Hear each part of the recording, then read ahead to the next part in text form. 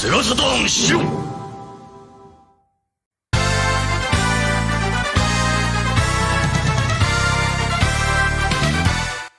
Hello, hello, hello, and welcome to the new SHIRO show.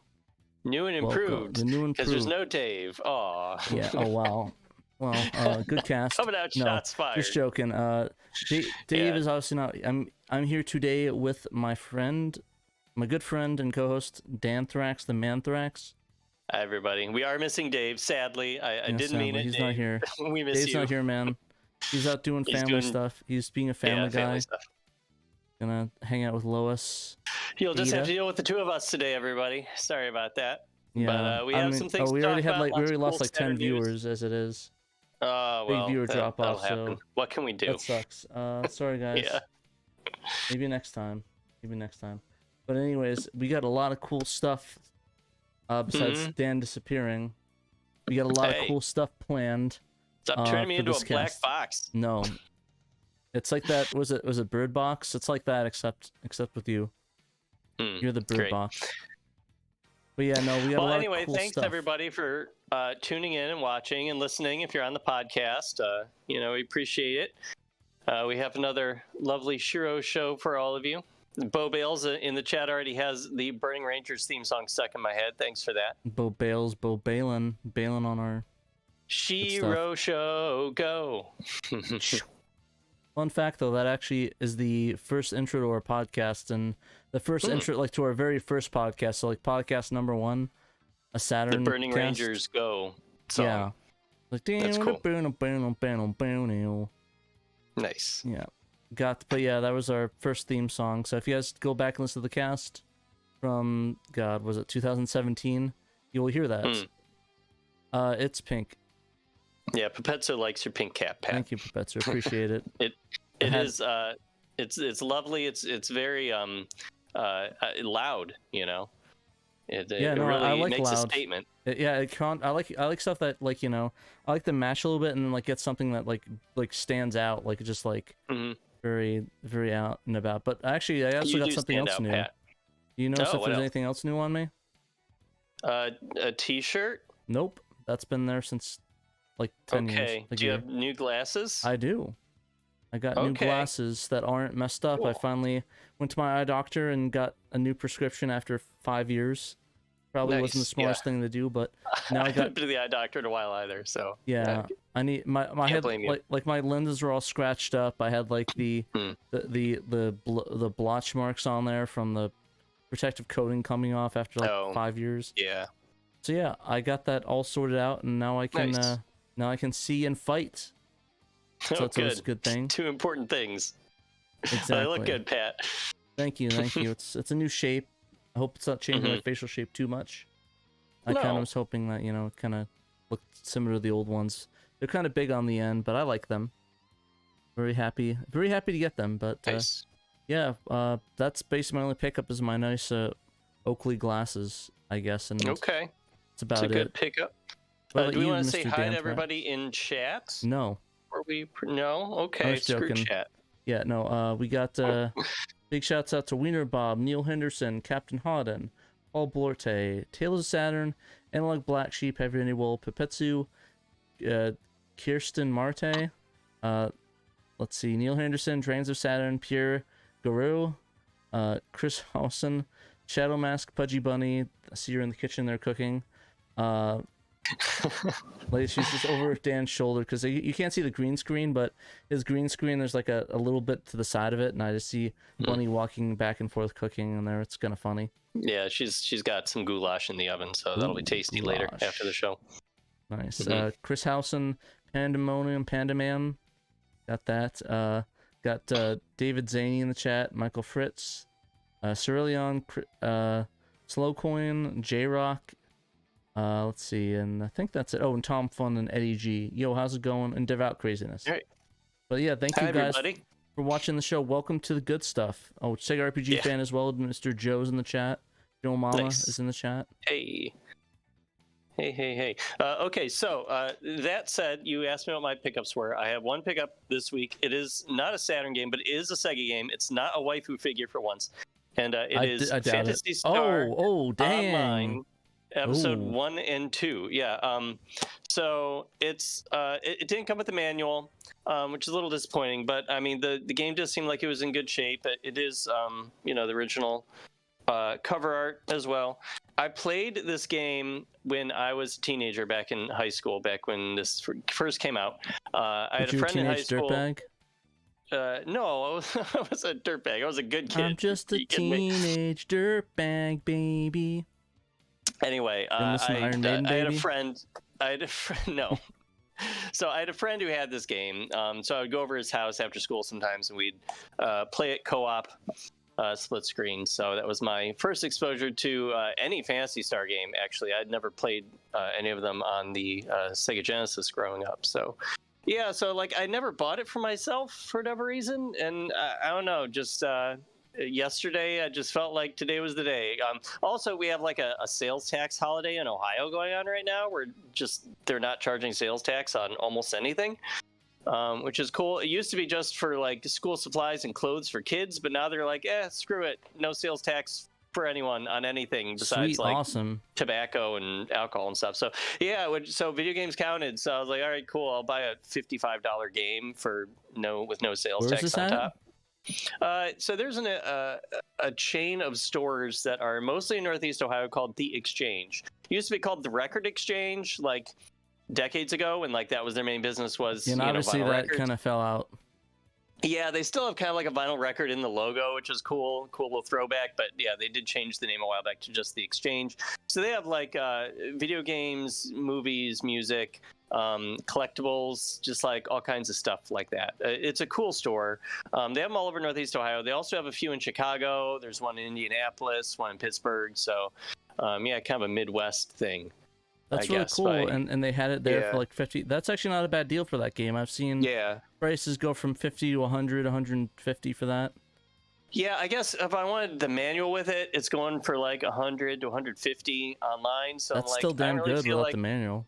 Spending it. Yeah, I was like, I can just look up the PDF online, whatever. Like $55, I can play. Phantasy Star, and like I do still have my GameCube from when I was a teenager, but I have my Wii, Nintendo Wii, hooked up to the TV in the living room through component cables. I have component cables for it, and much to my surprise, pleasantly surprised, Phantasy Star Online actually has a progressive scan mode, and I guess it detected that I had component cables hooked up. When I popped into my Wii, and it was like, hey, do you want to do progressive scan mode? I'm like, yeah, buddy, sure, why not? So it looked very nice. I had to set my TV to like back to 4:3 ratio. So you didn't do 6:9? Stretching it. No, it initially was stretching, and I'm like, yeah, no, you need to make the button icons not look like ovals, please. Just 4:3. You don't like the oval buttons? Great. Dang. No, little silly. Dan's like no for the ovals, but no, that's cool. You can. I think you can get that get that online using the. Using like a Wii USB adapter and like I think hacking it, you can play Phantasy Star online with that. I think. Oh, really? Like so I know that the Dreamcast version, people have like fan run servers for Phantasy Star Online, and the store did have Phantasy Star Online version 2 for the Dreamcast, but it was like $95. And I just didn't feel like spending almost 100 on it. I felt better spending about half that on the GameCube one. Plus, I'm a little more nostalgic for the GameCube one because that's the one I played when I was younger. So. Yeah, I got a deal for that at PRGE. I think it was what's his name? I think Sega Steve gave me a deal on that. I think it was like 50 or so bucks for the Phantasy Star version 2, and now I can actually have an official code for that. But yeah, that's cool. I think I'm really excited for you. Hopefully you can get that online. Thanks. We can play that.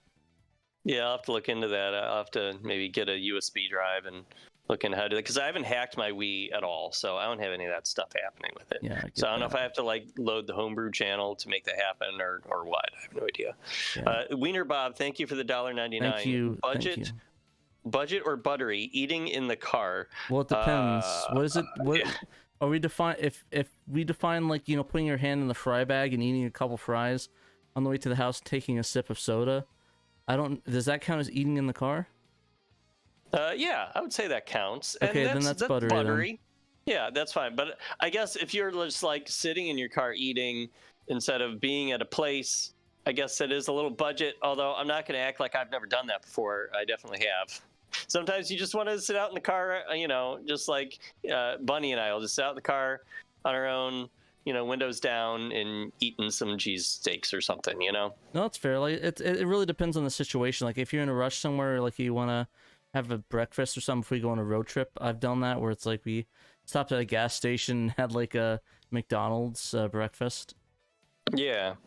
Little what's that called? The egg muffin or something. McGriddles. Oh, McGriddles. Yeah. Yeah, Dave ate mine. Like waffles. He ate yours. That's not nice. Oh no, it was the opposite. He ate my regular ones because he had a McGriddle and he got a regular one and he didn't check if it was a McGriddle. And he like started eating my sandwich. I'm like, Dave, what the heck? So I had to eat a McGriddle. He forced me to have a McGriddle. So. Dave. Damn you, Dave. Jeez. Damn you, Dave. But yeah, that sounds really, but you know what, I'm really excited for you, Dan. I'm excited for you to play that, and hopefully you can get that online. I already have my Ranger Android up to level 5. I was playing it last night. Got through one run of the forest, so that was good times. Nice. That was fun. That mission goes on for a while, and the game definitely feels like it's tuned to have like multiple players. Because like otherwise you're just like sort of running away from the horde of enemies coming after you, then turning around slowly, taking a few pot shots, running past them again, turning around, taking more pot shots. It's like it takes forever. I'm like, Bunny, I need to get you another controller and we'll play it, co-op. Yeah, no, that's sort of how I've been playing it. Or no, how I kind of played that back in the day, but like ever since I started playing, I think in the 2010s, I was playing Phantasy Star Online. On the SH Hack server, and I was playing that on my PC, so I always played that online when I play that from now on. So I played PC mostly, and then I got Dreamcast, and I've been playing Dreamcast ever since. But I don't play consistently, or with clothes on. Played it on the SHIRO stream after the show every once in a while, which is fun. Yeah, I like doing that. We can get a group going on there. That's always fun. So, do we want to maybe move on and address some recent news that's not explicitly Saturn related, but it does sort of affect our wider retro gaming community, and that's romhacking.net. Yeah, I heard about that. Sort of not entirely shut down, but like they've washed their hands of actually hosting any files. No, thank you, I'm good. Yeah. Yeah, no, it's kind of crazy. A sadness. Apparently there's a lot of drama going on between the original dude that maintained it and like the community that ran it. So yeah, I don't know. And of course, we weren't actually involved in any of that, so we can't tell for sure what's the truth of the situation. But yeah, I think some of us have seen someone who was involved in the ROM hacking Discord and tried to help with some of the like improving the back end stuff with ROM hacking. Made like a long post on co-host and a bunch of posts on Twitter. There's a lot of he said, she said situations. Yeah, it is. Yeah, I won't like get all into the nitty gritty, but I guess there was some tensions over all of that, and the owner of ROM hacking sort of just threw up his hands, I guess, and said, all right, because I guess the file hosting was very expensive. Allegedly $200 a month, I think. Yeah, $250 a month or something for all that file hosting, and allegedly the Discord, some of these people on their Discord offered to help pay for it, and the person in charge of ROM hacking, supposedly, according to the Discord people, didn't want to accept it. I don't know if that's true. So I do. Actually, I don't. I don't know. No, I have no. Yeah. I have no skin in the game. Like I don't know what the dealio was. Maybe there's some people insane in the membrane. Insane in the membrane. At the end of the day, for all of us, we've kind of lost the central hub for going to for hacks. Now, for our Saturn community, our hub is kind of the Sega Extreme forums, which do host a lot of patches. But I mean, for a lot of the, I guess, the people who aren't as in the clique, I guess, of the community, kind of your more general audiences who are interested in just kind of like maybe checking out some patches on an emulator or something, they pretty much just knew about ROM hacking, and that's where they went. So this is a big loss for them and for like exposure of patches Giant to L. people who would go there to see, you know, the news of like, hey, this is up. You know, this new patch is available. So yeah, no, I was talking to Dave, and I'd like to look into what's with this letter bomb? I've seen letter bomb dropped in 3 times in the chat. We watching Green Day now, you know. I don't know. Over till you're underground. Actually, I don't know if that's the song letter bomb, but anyways, like I said, it's kind of a. I've been looking to a Dave. I'd like to do that and like at least host the Saturn ones. That way we have some backups of backups, like, because you never know with these things. They always, you know, come and go, and like we almost lost a bunch of like even old homebrew if it wasn't for like Private Eye and some of the other people in the scene. I think Emerald have a couple of them as well. So like I don't think it's, yeah, like I said, the issue isn't, there's like, to my knowledge, the issue is not like, oh, copyright striked. It was the guy just like, I don't want to deal with it anymore, and just left and said, oh, these guys are doing this and that. Yeah, he didn't say anything about this having to do with copyright. Yeah. Like there was no like copyright issues here. It was just all like, there's all just, it looks like it was just like beef and tea. Beef so, and money. A lot of tea being spilt is what I'm seeing on the thing in the chat. So yeah. But yeah, no, Frog Bowl. Yeah, like I said, it all seemed to come down to that, and I would like to host some of the stuff, but I mean, if it's gonna make our hosting like $200 a month, I'm not sure if we want to do that. There's really only what, about 15, 20 Saturn patches that were on romhacking.net. Like it wasn't even really like the main place to go for Saturn patches, but I think there are some that were on ROM hacking. And they're all gone off of ROM hacking now, but everything that was on ROM hacking as far as the files go was uploaded to the Internet Archive, which of course we never know if how long that's going to stick around. Sometimes things get DMCA takedown notices on archive.org as well, so things could disappear from there.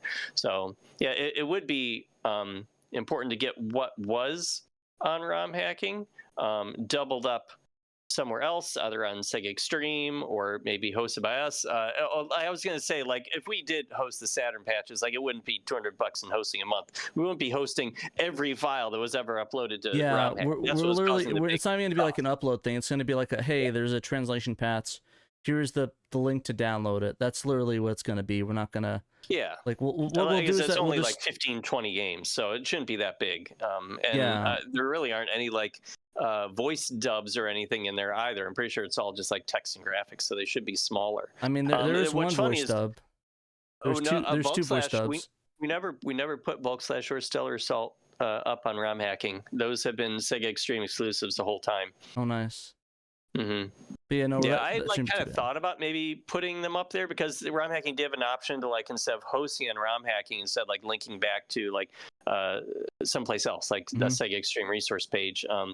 I just never got around to it, and now you can't do it at all. So whatever. Well. Yeah, like I said, I think if you guys really want to find the Saturn patches, you can go to our website and under the resources tab, and we could just show that right now, because we have a web browser. We have technology. Man has advanced past the need for technology. Have these links been updated to point to the archive.org locations yet, or are they still pointing to ROM hacking? I haven't even looked yet.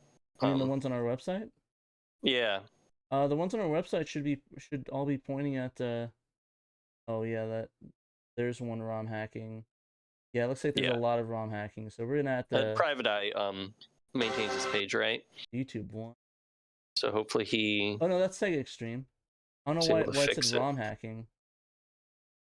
Maybe it's like, yeah, that's weird. I click on it and oh, okay, that one does go to ROM hack. Yeah, we're gonna have to fix those. There's some secondary patches. This stuff just happened last night, so and there was no warning. Everybody's caught flat-footed about it. So, yeah, we'll have to fix some of the links on our website. Yeah, there's a lot. There's a lot of stuff we have to. But we will do that. Yeah.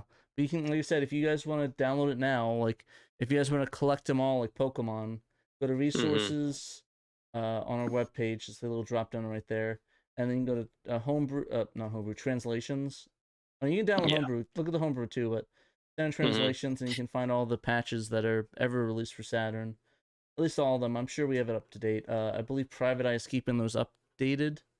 So if you guys want to keep an eye on that, you can check it out on that website. So yeah, Yeah, so there, yeah, that really sucks. SNK boy, thanks for joining us on the show. How's it going? I saw somebody said Devout Craziness asked what happened to Emerald Nova. He's still around. He's doing the competition every year, so he's not gone anywhere. Yeah, nothing's happened to him. He's still vibing. Talks in chat, especially the Sega Extreme Discord. See him on there a lot. Yeah, Crazy Insane got no brain. Yeah, no, but yeah, no, it's for now ROM hacking is up, but if you guys really want all the Saturn patches and don't want to take a risk if the site goes down, you can go download it now and archive it. So I guess ROM hacking's site is going to stay up. All the kind of pages for all these patches will stay up, but the patch files themselves are already gone. They've already been moved to archive.org. Okay. Yeah. Well. And you can't make any new submissions to romhacking.net, and I guess it'll still have it'll still have news. I think it'll still have news. They're keeping the forums up. I know that much. But yeah, it just cool. They took all the files off because those were what was causing all the server costs and drama, I guess. Yeah. So it looks like we're gonna have a project ahead of us to replace those files because now they just go to ROM hacking. And you can't download anything, so right. That's what I'm saying. We gotta go find where they are in archive.org, download them, and then rehost them. I'm gonna reach out to Ben and see if he can give us the FTP stuff, and then we'll just throw them on a location and just link that way. Okay. And we'll host them. So you were telling me before the show that you wanted to discuss a situation from the Evo fighting tournament recently, as far as CRTs. Yeah. So last week, I think, or a week or two, I don't remember. It's been a little bit. It was recently. Open the tweeters. All right now. So these were appearing. So these were a cool CRT enclosure made by Paradise. It was Paradise Arcade or something. But yeah, Paradise Arcade Shop. These little enclosures where they took a smallish CRT, I think a 12-incher, I believe, a arcade CRT, and put it in this enclosure box that has a built-in USB hub for just to plug into a super gun. And it's really cool. They have it right here. A lot of stuff I probably should have. But yeah, this little kind of thing they plugged in for the Third Strike the Third Strike at Evo. And they have this little super gun adapter in the back where you can plug in the power supply, plug in the arcade board. I believe that's a CPS3 and little kick harness. So that looks really pretty cool. A cool setup. Yeah. Yeah, no, it's really cool. I guess people are complaining about the size of it, though. I was reading. Yeah, there's a couple complaints about it. So one of the biggest things is the cost. It is about $1,000 base. Wow. And then $1,500 with the monitor. Let me see if I can. Jeez. I can get the price figures on there. But yeah, here it is. Price range $1,000 no monitor, $1,500 with the monitor, no PCB included, obviously. Monitors varies between just the 7203 and a Tovis. I guess that's maybe they got a bulk amount of CRT tubes that they put in there. And yeah, essentially, with the issue with it is that number one, it's kind of on the small side. So at tournaments for Third Strike, you kind of want a bigger CRT, especially on the stage where it's where you're looking at a big monitor behind. It's gonna be hard to bend down and look at it, and then have the gameplay on a giant screen in the back. And, it's distracting. And yeah, the people were saying that the big screen right behind their little monitor they were playing on was it was lagged by a couple of seconds too, which was very distracting. Yeah, exactly. It's more of an event logistics issue, I guess. But yeah, the monitors are so small that people couldn't really see the details of the characters they're controlling. Yeah, so which I can see. So yeah, it was very complex in that way. So it made it a little bit harder to see, and of course the pricing, the things that usually a CPS3 board, the arcade board's not cheap. A CPS3 board now with Third Strike ready is probably $1,500 to $2,000 alone just to play Third Strike. Wow. So that's really another strike, no pun intended. I think the TV powers the board itself for the super gun. So I think that I think that when you use it, that you have to like it has to have the power for that specific super gun. But like I said, there's no info. There hasn't been like review units or anybody like Bob going through and talking about these TVs or anything like that. And the big complaint is they don't understand is why would they not show this off at Evo? Like, or sorry, why don't they play this stuff, the TVs on the candy cabs at Evo, which is a little bit of a better solution in my opinion. So like, yeah, maybe they had some kind of a partnership with the company you said was making these things, or they just felt like it was going to be more space efficient because they're so small. Yeah. Yeah, like I said, it's I don't know the exact details of why they did that. They had about I think they had about like 500 arcade units or maybe more. I don't remember the exact number, but there's a lot of candy cabs there, and it's like they could have reserved like maybe 20 of them for Third Strike, like back to back, like versus cabs. But for some reason they wanted to go with this solution, which isn't bad because a lot of people complain that they like to plug in their arcade sticks that they came from home and use them. Versus, using a because the things that the arcade sticks are so customizable now that people have hit boxes with no sticks. Right. They have their preferences. Yeah. Or maybe they want an octagonal gate instead of a square gate or exactly. whatever. Or the button like certain buttons are high springs. So if they use like the candy caps, it's like they have to use that one Sanwa thing with the stick. So I think that's a big complaint that people had with that. But I think a lot of the arcade stuff that uses competitions are able to plug into arcade boards now, or plug into like the USB things and go through undammed so you can override it. Yeah. So I'm not sure if that's a valid complaint anymore with those. But yeah, that's one of the couple of biggest issues with that. And again, I don't know exactly the power requirements, the video output. It looks like it's a jam input, so it looks like you could plug it directly into the board, and it'll take the video from the board itself, I believe, and then process it that way. But I could be wrong. Like I said, I have not touched these things. I haven't analyzed it. I haven't gone through them. I'm just seeing what's reported. There's not any like review units online. I don't think even Bob has been able to get this for Retro RGB, but it's something I think is really cool, and I think. Like, it has a lot of potential, especially for people that want to get into PVMs and BVMs. Like, it's like, okay, instead of buying $1,000 PVM, you can get one of those. But another issue is, again, there's a lot of questions. Is it only for arcade boards? Is it possible to play other arcade boards with it? Can I, plug in an RGB connector to it? Is there an adapter for that? Like, there's a lot of questions that need answering about it and a lot of, like, analysis. But right now, nobody knows really anything about it, and in all honesty, if you really want like an optimal CRT like experience but don't want to spend that kind of money, I'd recommend just finding a CRT that has a component input and just getting one of those RGB to component transcoders and just using one of those. Okay. In my opinion, that's a way better solution.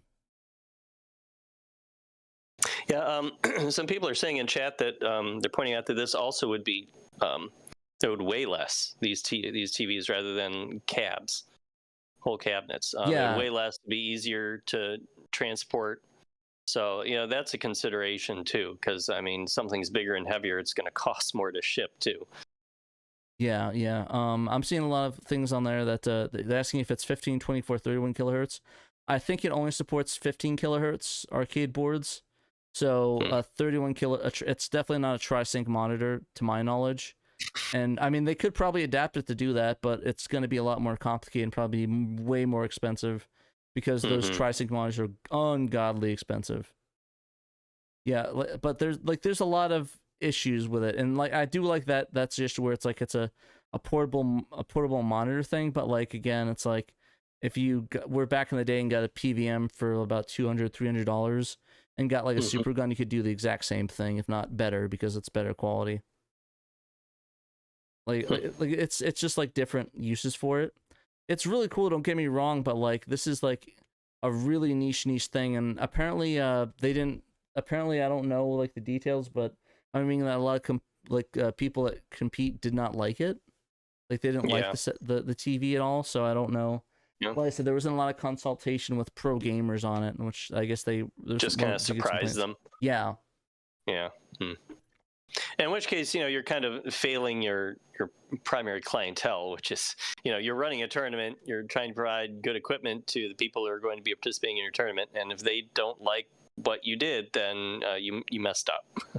Yeah. Unfortunately. Yeah, no, it's just really weird. Like, I don't know what the use case, like I think what they wanted to do is do something where they could have it for like just to show it off to the like people out there and like advertise them. Mm-hmm. Yeah. So they can probably sell them online, or maybe they can make that the same, because it is a cool solution. Like, a lot of people at locals that want to play in arcades, and then again, you also have to keep in mind that you're a slave to the monitor's like lifespan. So like, if the monitor dies, you're kind of screwed. But luckily, it's usually only the monitor that's dying, so you can hopefully it's easier to replace in these things. And that way you can. And with how small they are, they'd be really easy for multi-blood players to fit into a bathroom. I was about to make that joke. Oh, come on, I beat you to it, man. Damn, we gotta be faster than that. Yeah, no, this could fit perfectly on a toilet, so that way multi-blood players can plug their laptops in with converters. Or in between two sinks, Exactly, two sinks. Just fit your little TV. Yeah, exactly. There's a perfect venue for multi-blood players that you play on if they want to get a CRT experience, so there's definitely that. I'm seeing a lot of people ask, would LED be an answer one day?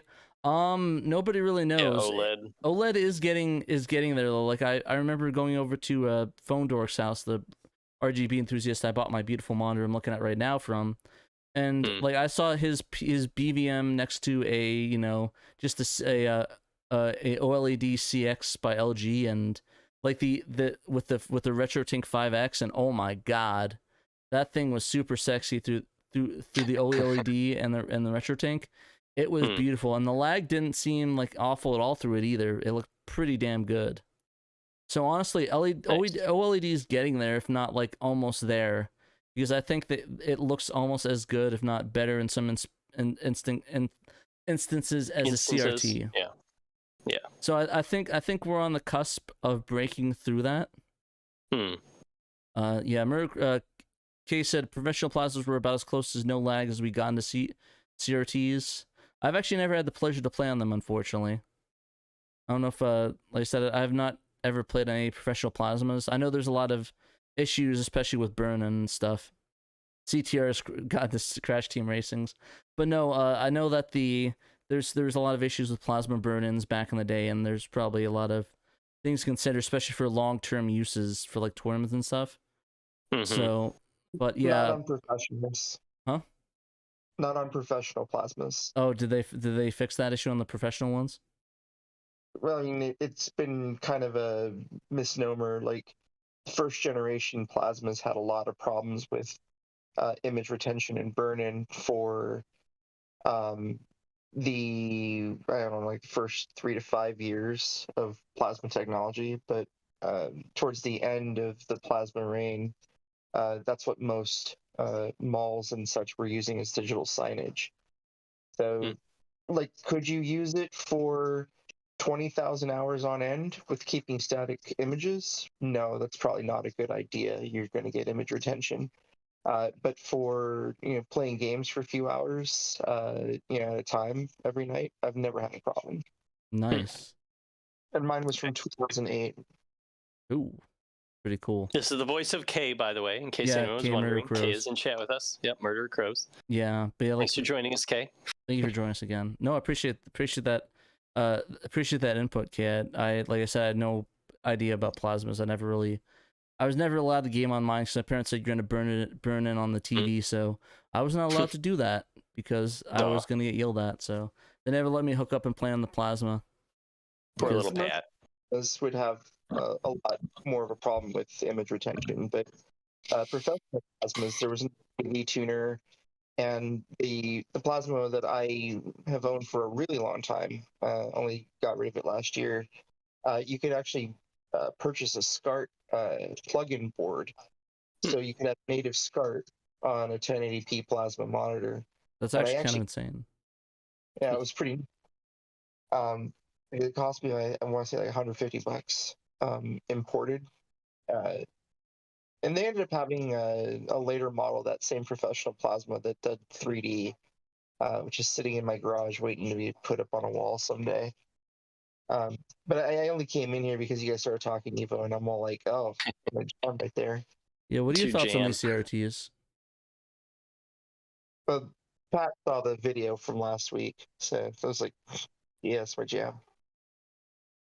Yeah, no, it's pretty cool. I like the little TVs that they have there for Evo. So, I honestly, like I said, I think there's a use case somewhere there for it. Like I said, I think people have to just look and like there needs to be more info put out on it.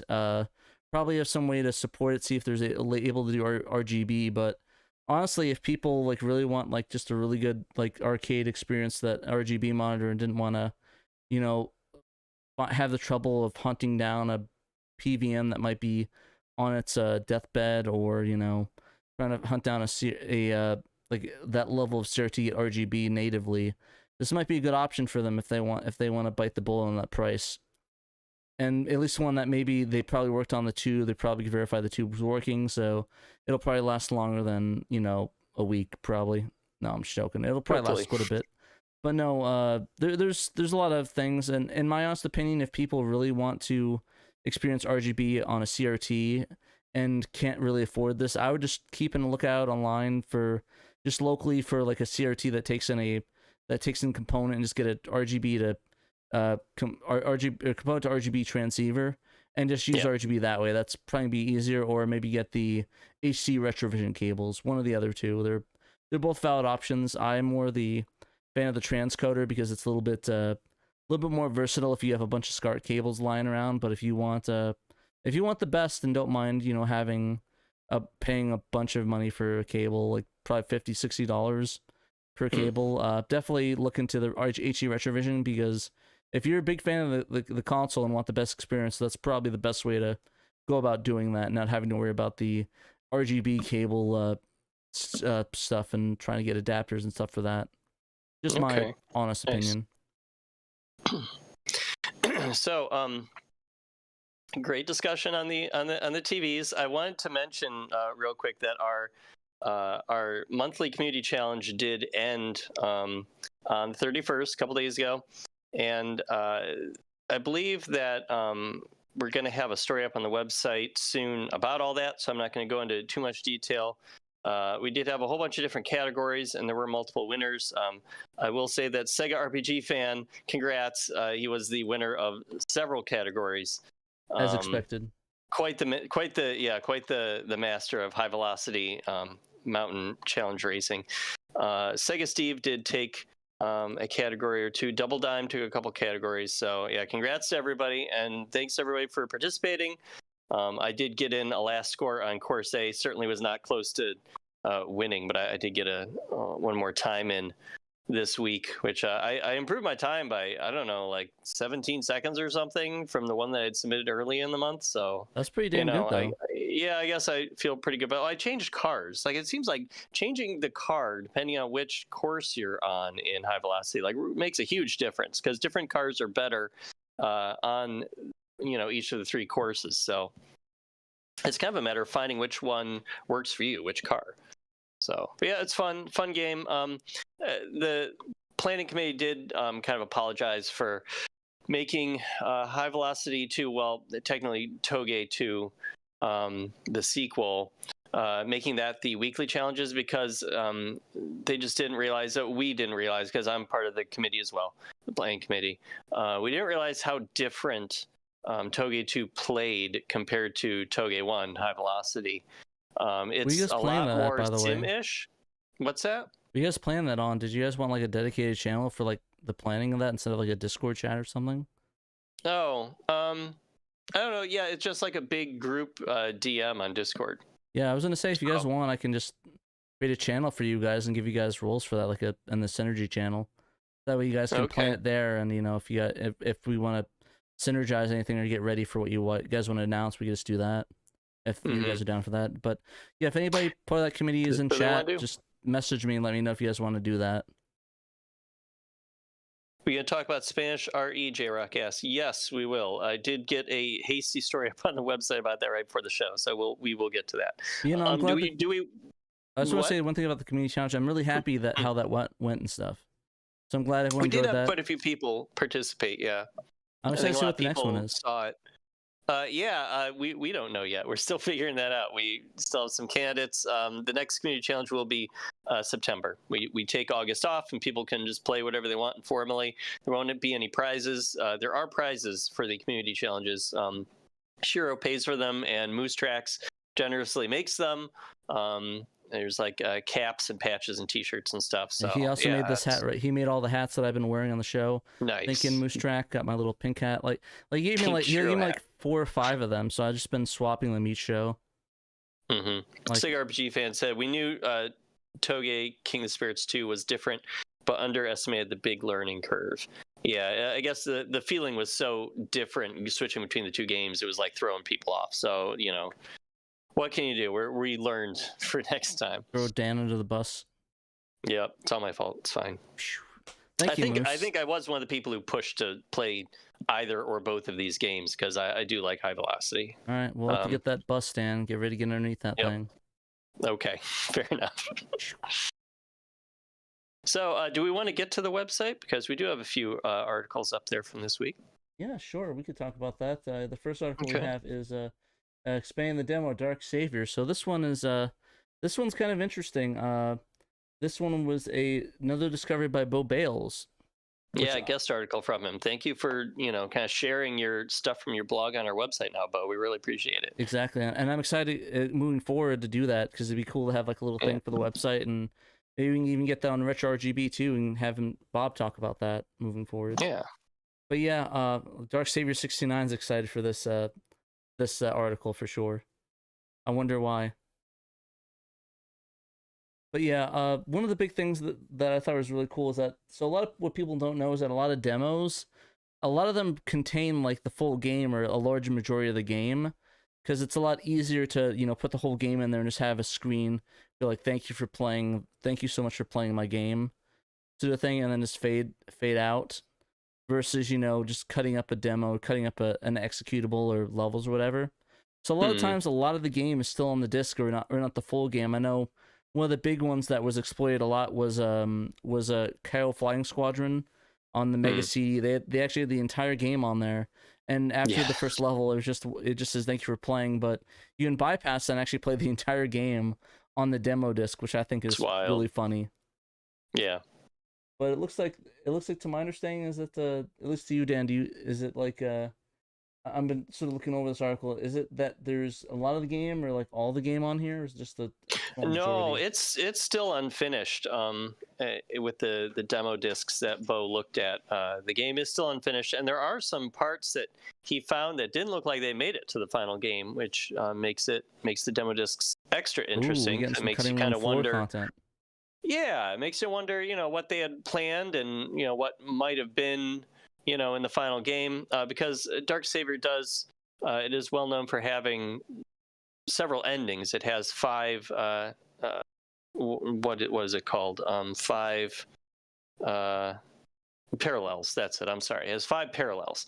And Bo says in this article that he started out looking to see if there was a hidden 6th parallel in the final game. He didn't find one.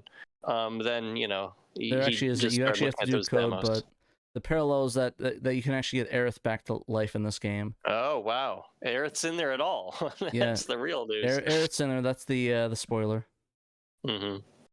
But yeah, so he did find some cool stuff in the demo discs, and he has a patch up on Sega Extreme in the resource area for one of those demo discs, so you can kind of check that stuff out.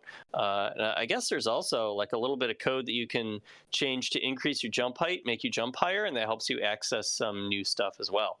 Nice. Give you a little moon jump.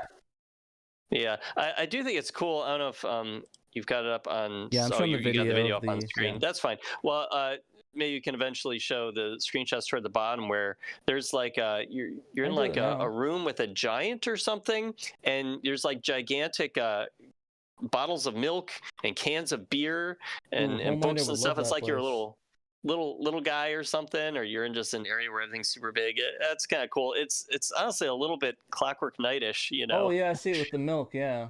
Yeah. Milk, that's kind of cool. The bones. And Good that was screenshots. In the final game, right? So the giant appears in the final game, but those household items do not. They did cut those in the final game. Yeah. So these are from one of the demos. That's cool. Yeah, I always love cutting room floor content, and Yeah, like, did cool. Bo look at the actual game? And actually, it's not in there at all, right? Yeah, he looked at the final game. Yeah, and that's really cool. Though. Like, I love this. That, like, honestly, all this stuff should be submitted to cutting room floor. There's so many good stuff on here, and just stuff that never made it in. Bones. Bones, you say? Bunny said. No, no. I thought you were referencing the TV show. No. We're not talking about a certain bone, a bone man. Bone related that you might Saturn refer game. to as a Mister. Yeah. Not talking about that one. But anyway, so yeah, a cool little look at one of Saturn's exclusive RPGs, Dark Savior. Never ported anywhere else.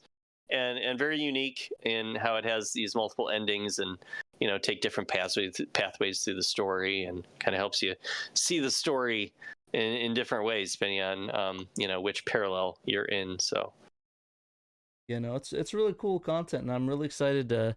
We're actually going to be playing that, and then we're going to play a surprise thing at the end of the show.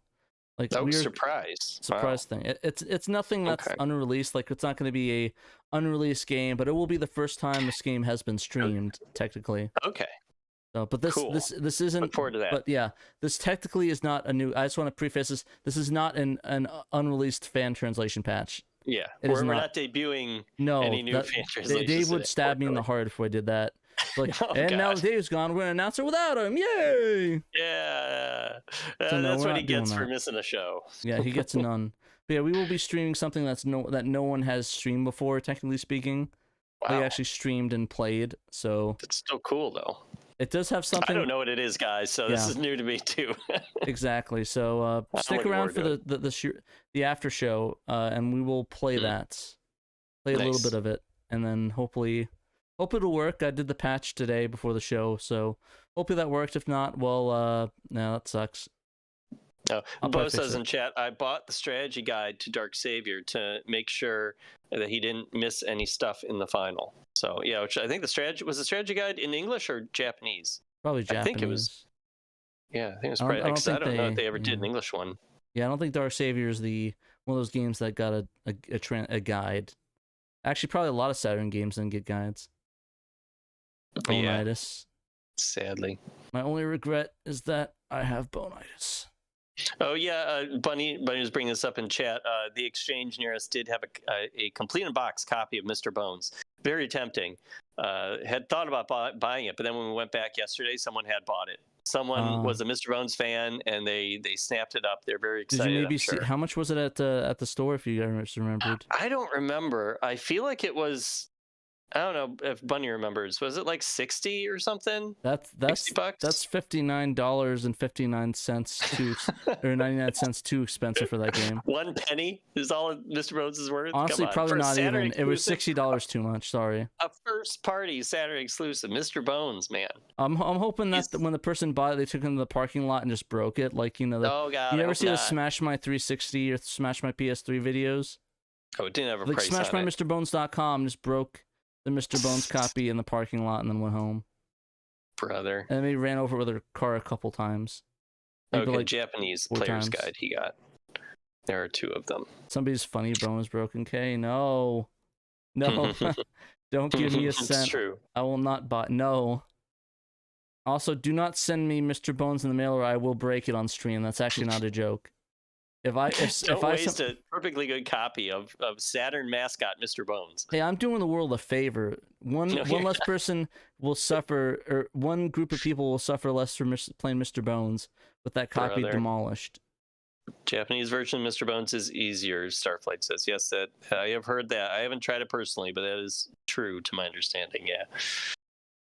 Oh god, Case sent me something from Australia, so not liking this.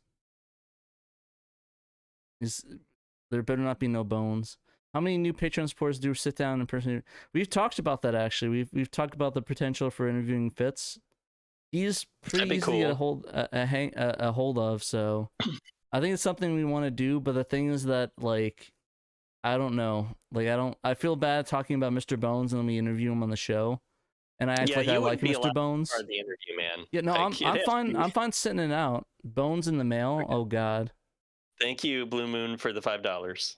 Bones in the mail. Bones Thank you, in Blue the mail. Moon. Much appreciated. Actually, can we get some support for Blue Moon in the chat? He's been saying he's going through some stuff. I don't know if he wants to air out exactly what, but he's going through some stuff right now. So can we get some good vibes? Just like do some good vibes for Blue Moon. Yeah, good vibes. Just do like a finger thing. I don't know. Do like fingertip thing, or like the nail thing, like the nail emoji. Magic. Yeah, give the internet. Give like the fingernail emojis to Mr. Blue Moon, and I think that's the equivalent of giving posy vibes his way. Yeah. Is that how it legally works? I'm not sure. Sure, it can be. Yeah, we hope everything's will be going okay for you, Blue Moon. Yeah. Also, I cannot get rid of the emoji menu now, so. Rip. I literally cannot get rid of it. So the chat is now covered up with emojis. So thank you. I'll have to moderate. Thanks, YouTube. Thank you, YouTube, for doing that. I want to close the menu, but oh, there we go. I closed it. Okay, good job. Crisis averted. Crisis averted. Do we want to talk about this week's Best of Saturn? No. Hashtag Best of Saturn? No? Okay. That joke's getting old. Yeah, let's do it. Okay, so Peter came with another one. We don't have him on the show this week, sadly, to talk about his own article, but we'll have to do it in his stead. Do you want to read it, Pat, or should I? I can read it. So, okay. Chase AQ is a pretty famous title game. I think they actually released a vinyl record soundtrack for it too, weirdly enough, through a Ship to Shore phono company that unfortunately is now defunct.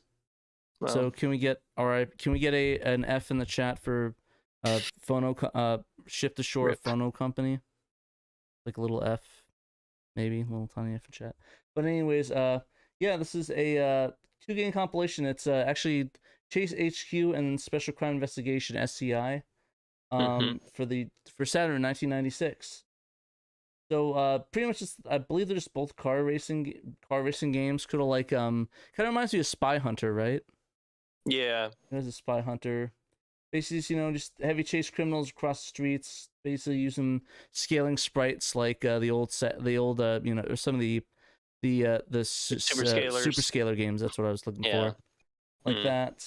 And basically, it kind of reminds me of Outrun a lot. It's like Outrun mixed with Spy Hunter. So it's like it does have a very Outrun presentation. As far as like the behind the car viewpoint and that sort of thing. And this was one of my favorite games in the arcade. Really? Which one? Chase? Okay. Yeah, I played a lot of this at the 7-Eleven down the road from me in Hawaii. Have you played it on the Saturn? Have you played this compilation? This is actually one of the games that I kind of treasure. Okay. Get a lot of play time, but out of the ones in my Saturn, I got this pretty late in my collecting. And yeah, so it does play very similarly to Outrun. Chase HQ, you're ramming your enemy vehicles with your car, and you've got a certain amount of health bar that you need to be able to maintain to knock out your opponent, right? The criminal you're chasing, their car, and you're basically just trying to do like the pit maneuver over and over again until the criminal's car is wrecked, while like avoiding civilian cars and other obstacles in the road. But it was a fun game for me. I actually didn't play the other one on the compilation. You just cared about Chase HQ. Yeah, okay. Literal like 8-year-old me chasing down criminals and an arcade racer circa 87, 88, 89. Well, Nice. that's really cool though. Like I actually never really played that game before, so I'd definitely be down to try it sometime. Yeah, I definitely should. Yeah, I haven't played it either. Yeah, but thank you for that info on that game, K. That actually is a really cool game. I definitely need to try that, and appreciate it. Probably the other one on there. But yeah, if you guys want to try it out, it is on the Saturn, and it actually is a best of this time. It actually is a really good game, and one of K's favorites. So if that's not a good enough for a best of, Peter seemed to say that it was a good compilation too. You know, it's like a well ported, you know, software.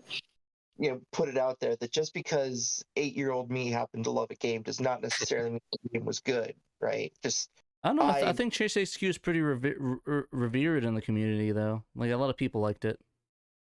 I'm kind of surprised that it, you know, showed up this late in Peter's series, because this one I thought was better than most and was faithful to the experience I remember as a kid. Well, hey, there's a lot of Saturn games to get through, so you know, you can't get to everything, you know, right away. So you got to it now. He's still probably got more than half the library to go through, and he's been doing this for a few years. So there's just that many Saturn games. Yeah, so no, I'm really excited. I'm really excited to try this one out, and if you guys haven't, go try out the Chase HQ and what's it called? The Chase HQ plus SCI compilation disc. Hopefully it's not. Is it expensive? Let me see. I want to say in chat, Captain Hawden's wife popped in there and said, "This is Captain Hawden's wife, and today is his birthday. Thanks for having such a great show, guys." Well, happy birthday to Captain Hawden. Happy birthday to Captain Hawden. Thank you to Captain Hawden's wife for letting us know and complimenting the show. We appreciate it. We hope you watch, you know, our show alongside him.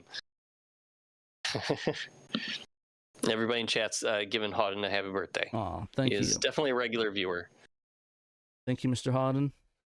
I think he might be a Patreon supporter. I don't know yet. I'll have to double check. He might be. Okay. Feel bad that I don't remember. Sorry, Captain Hawden. Is this compilation expensive? Did you see it on eBay or no, anything? I didn't. Let me go look it up. I was trying to get there. Let me go look that up. Sorry. Right now. Sorry about that. I was just getting the other.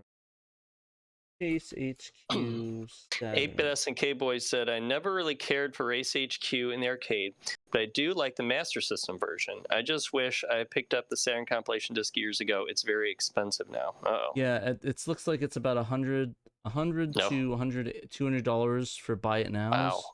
Let me see what the sold is. Yeah, I got one for 117. There was a auction, and then another buy it now for $254. So. Black box again. Rip. I got mine at like 75, and that was about 2-3 years ago. Yeah. Oh, of course everything shot up in the last 2-3 years. So. Oh, did Dan disappear? No, he's good. I did. That's okay. Oh, well, he got installed. My bad. Good arcade translations on the Saturn tend to go up high pretty quickly. So. Yeah. No, that's a big one. I know that Outrun, I was surprised, was like $80 or something. Like, jeez. It's crazy. And Outrun has that bug too. The early versions of Outrun.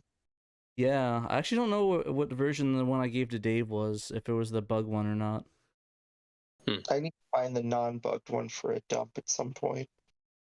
I should ask Dave if he could verify if his is a non-bug one. I just got it from a friend, so. Yeah, just let Dave know. I'll let him know next time I see him. But if you see him before I do, definitely let him know. See if we can figure out if that's the bug version or not. Alrighty, so let's talk about this new one. I thought was pretty interesting. So this is a Resident Evil dubbed in Spanish on the Saturn, and this is a yes. This is a dub project too, and dub translation, right? Yes, so this just came out on Monday, a few days ago. A group of fans, ostensibly, have released a new dub patch for Resident Evil, but it's in Spanish, Castellano, technically, which is just like a kind of like the bog standard type of Spanish that's spoken in the country of Spain. As opposed to Mexico, dialects of Spanish that are in the Western Hemisphere. It's like the main Spain dialect of Spanish is Castellano, and they put out a dub patch. Now Resident Evil originally, it has had a translation into Spanish for its text and the text-based graphics in the game for years now. But all the voices in the cutscenes and just during gameplay were all still in English until now. This was led by, let me get his name correct here, Salvi Garrido.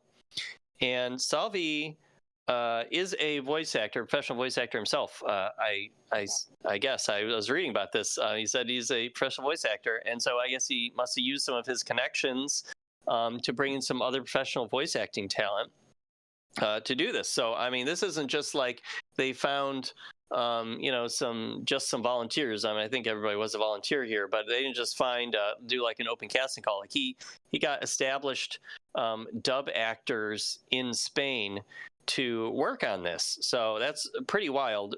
I did link one of the videos. The project's YouTube channel has a bunch of videos giving examples of this. So I don't know if you want to. Oh, you are playing it. Yeah. I don't know if anybody. I didn't put the volume up. Hold on. Okay, yeah, go ahead. We can do it for a little bit. Está sobrevolando.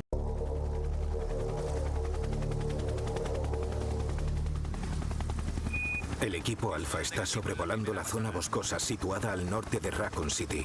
Vamos a la búsqueda del helicóptero de nuestros compañeros del equipo Bravo, con los que hemos perdido comunicación. Chris, ¿encuentras algo? No, aún no veo nada. Recientemente ha habido varios casos de asesinato en Raccoon City. Hay informes extraños de ataques a familias por grupos de hasta 10 personas. Las víctimas presentaban marcas de mordiscos.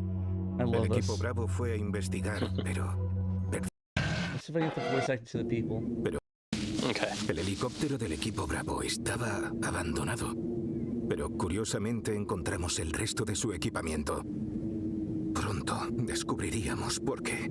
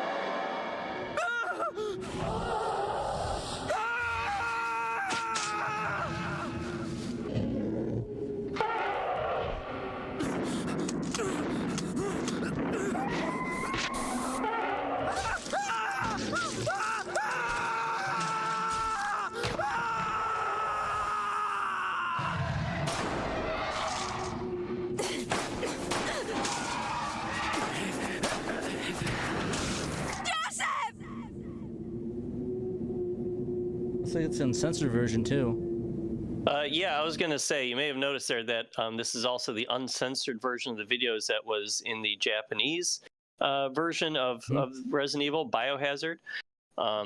Did it get censored in the US? I forget. It did, yeah. Okay, so yeah, now I guess they had added the uncensored videos along with the text patch years ago, and so this dub patch just pretty much builds on that. That patch. I want to see if they actually changed the intro cool. too.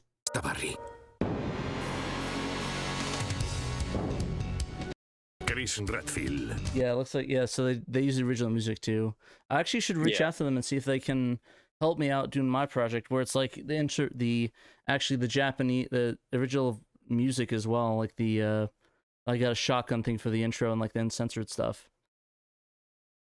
So Frog Bowl is talking about the French official dub for this one, saying that it's less pro than this one. That's pretty wild. Wow. Yeah. It's an official French dub. Yeah, so what's kind of neat here, not as interesting, I guess, to us Saturn fans, but what's included in the download, and we do link to it from my story on SegaSaturnShiro.com. If you want to get it, it's on mega.nz. It's like a big zip file download. You don't just get a patch for the Saturn version, they also patched the PlayStation version and the PC version. Wow, that's actually intense. Back in the day, PC version, yeah. I guess they started with the Saturn version, and then they were like, okay, we can take this work and put it toward these other versions too. So that's cool. You know, they were comprehensive about it.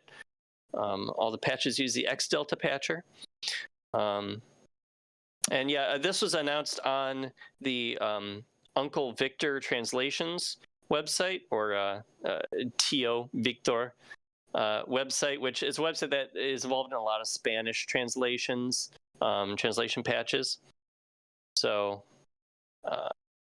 there you go. Yeah, man. The site's the site's owner, Il Ducci, said that the dub has been in the works for at least a decade. So that's pretty wild. He said, and I'm translating from Spanish into English here, in short, I've been preparing everything for Salvi Garrido, the main interested party in this project, and an old acquaintance of mine from other projects. The whole dubbing phase began back in May of this year when Salvi decided to roll the blanket over his head, ending the recordings in just 2 or 3 weeks. Yeah, and I guess Salvi did also direct the voice acting as well. So he was the project lead on this.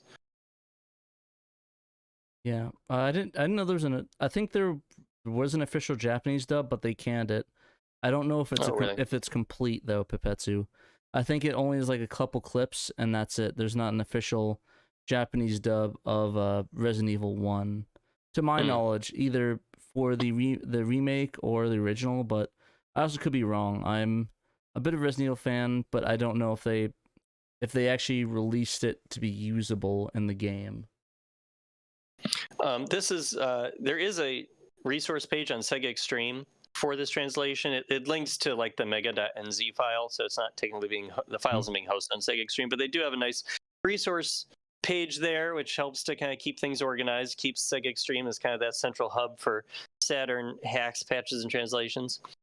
I saw that Moose Track asked if there's an uncensored patch for the English-speaking version of Resident Evil, and I'm not sure. I don't think so.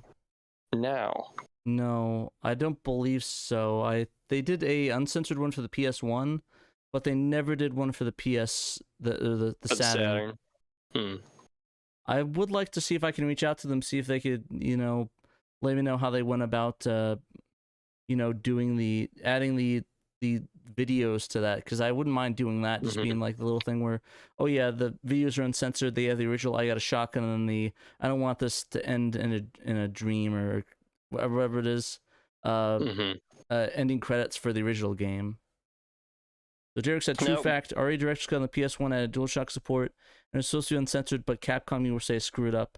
Well, that's not the only issue with the the Director's Cut. Sorry, I was saying the DualShock version that changed the music.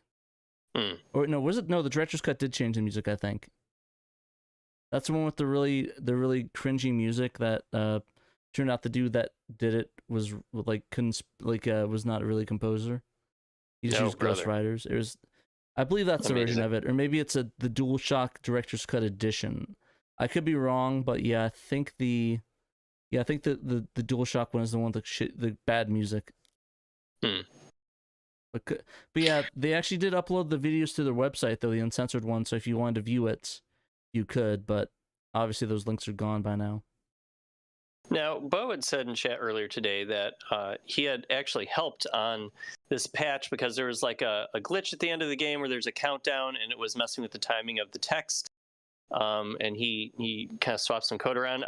I was interested to know, Bo, was that for the original text-related patch from a few years ago, or did you put work into the dub patch that came out this week? It's probably the one that came out this week, if I had to guess. Yeah, I guess I would too, because I don't think Bo really was into Saturn hacking before it was like the past a decade ago. Couple of years. Yeah, the original one was like 2015. I just wondered if you could clarify what was going on with that. Yeah, and Bo, if you know how to be able to, if you know anything about the video stuff as well, if you're still watching it, hit me up. I'd love to see if we can maybe get like the uncensored intro and the credits things into the game. Yeah, I don't see anything on Sega Extreme about like an English uncensored patch for Resident Evil. So Bo yeah, said, that's the text one need. from a few months ago. Oh, okay. Yeah, but yeah, Bo, if you're interested in that, hit me up. I definitely would like to see if we can get that into the game, and maybe we can, or you can take the most of it. You can actually take, if you want to take all the credit for that, I wouldn't mind, just if we can get that rolling, if you ever want to do that.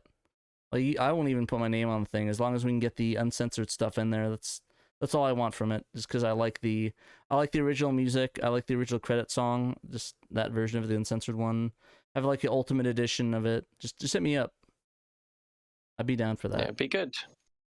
But yeah, is there anything else that we should? I mean, we also have to thank. Yeah. Well, there were like a couple little Saturn news things that we can maybe briefly mention. Okay, yeah. JR Tomb Raider uploaded a video showing some work on putting the E3 demo of Tomb Raider 2 on the Saturn. I guess you kind of hacking the Tomb Raider 1 engine on the Saturn to put Tomb Raider 2 assets in. Now, JR Tomb Raider is the same person who had recreated the PC exclusive expansion for Tomb Raider for the Saturn. I think he also did it for the PlayStation 1 as well. Okay. So I guess he's moved on to kind of starting to make Tomb Raider 2 on the Saturn. So that's going to be super awesome. That's pretty exciting. It is a pretty good looking video. As on his sorry, I didn't have a story about it or anything, but it's on his YouTube account. We'll only dock your pay a little bit. Okay, thanks.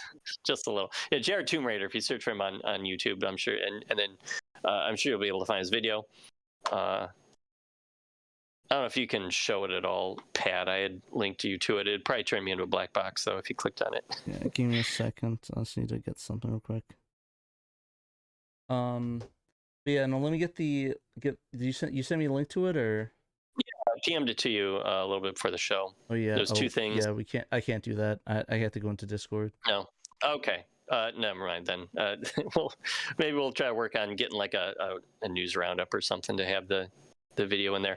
So the other thing that I wanted to mention briefly that's Saturn news related is that Retrobit just this afternoon, I guess, released a new firmware for their 2.4 gigahertz wireless V2 controllers, the version 2 controllers. The update adds a wired mode to charge and play on PC, Mac, Switch, Raspberry Pi, and other devices in X input with almost no lag, they claim.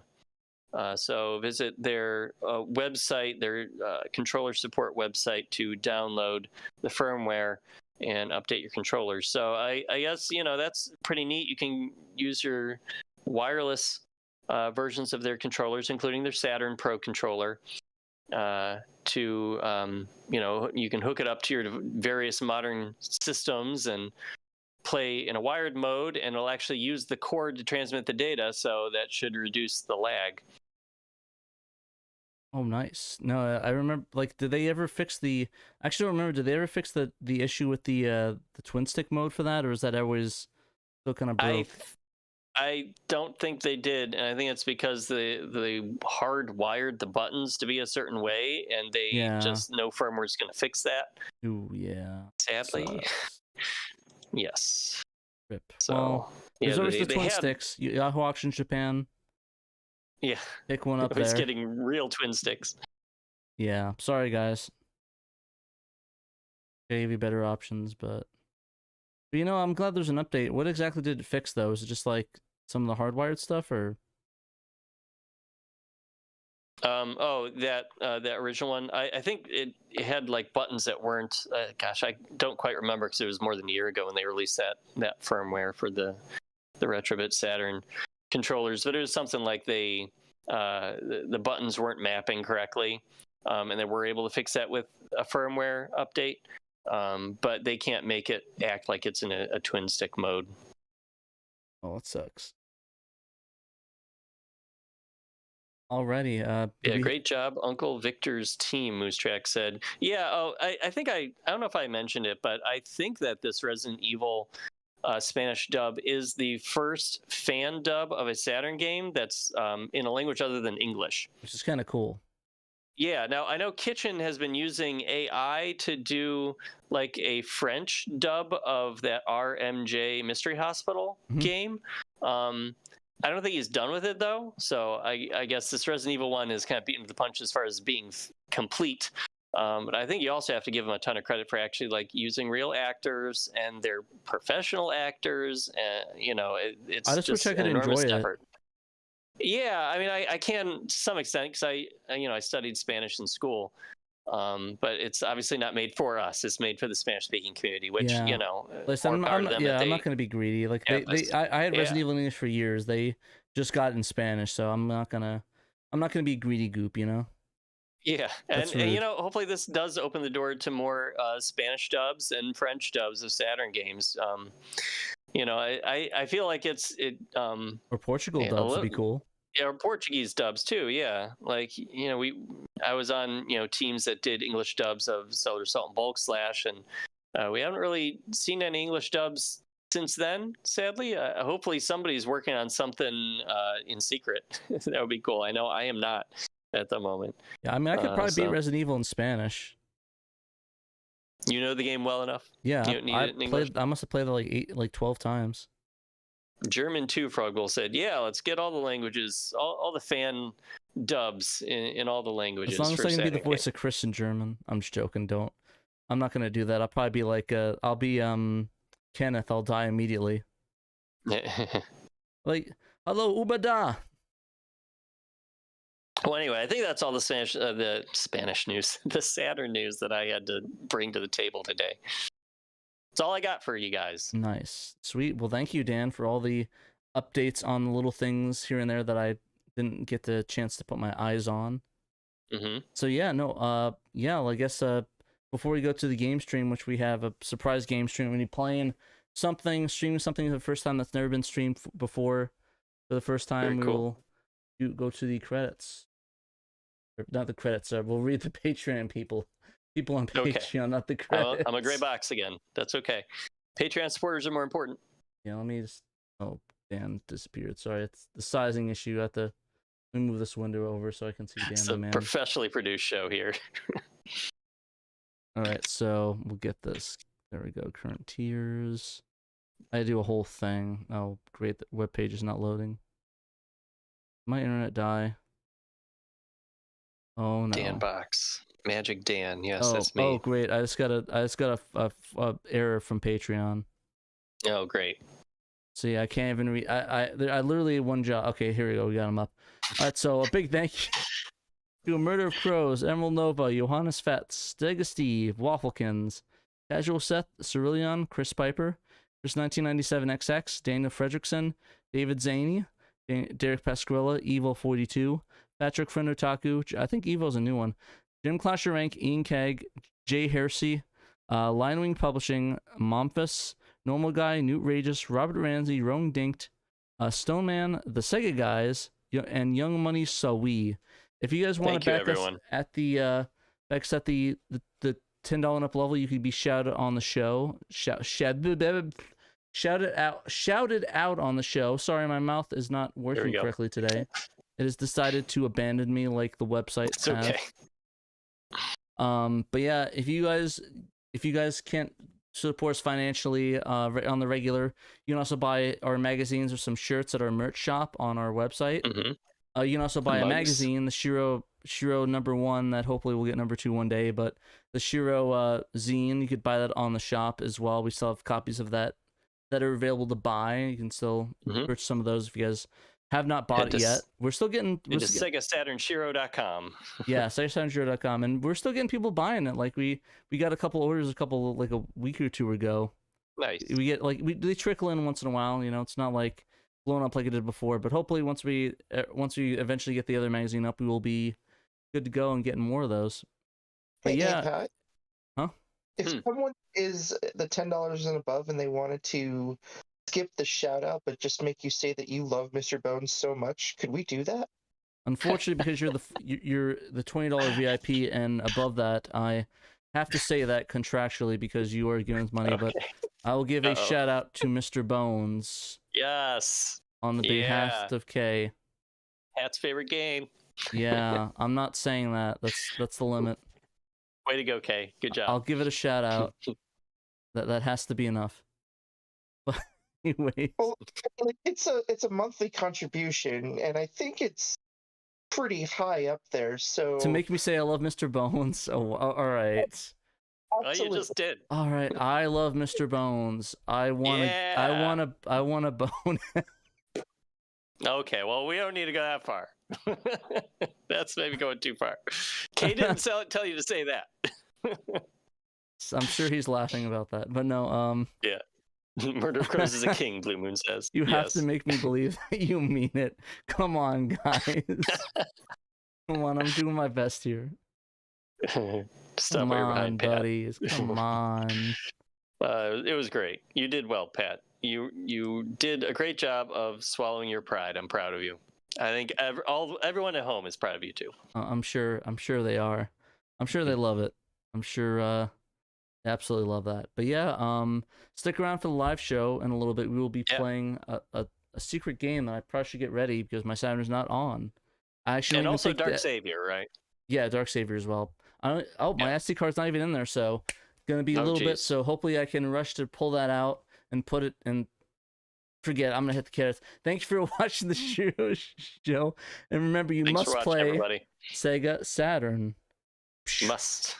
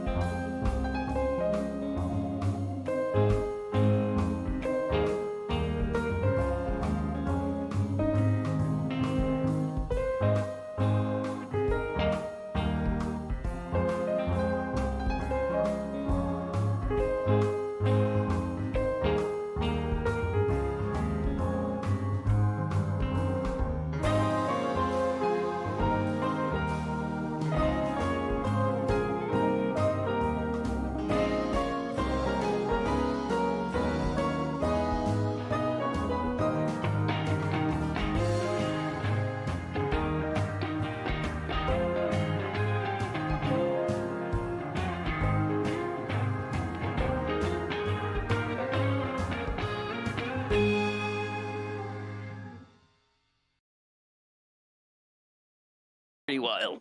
It's fun to watch the crowd lose their minds over something. Ooh, I need to fix that. I think I finally found the Bones Kryptonite here for Pat. The Bonanite? Oh, yeah. That's fine. Yeah, we're still live, right, Kay? Just making sure you're cool with that. Oh, no, I did not. Oh, yeah, Pat did not mute the mics. Oh no, I muted before that, so we're now we're now live again. Okay. We're not being live. Also need to fit drop.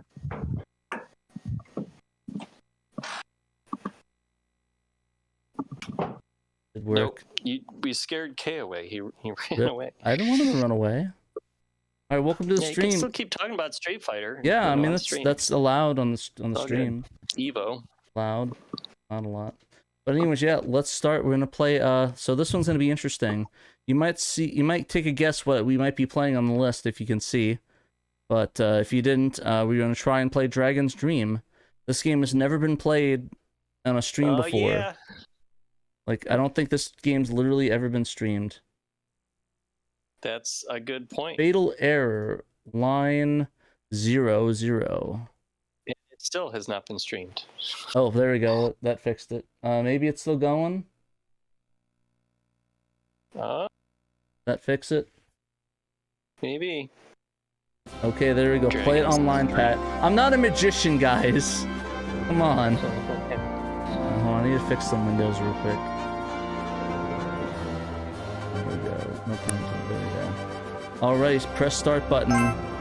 Let's go. Battle. So, for you guys that don't know, this game is known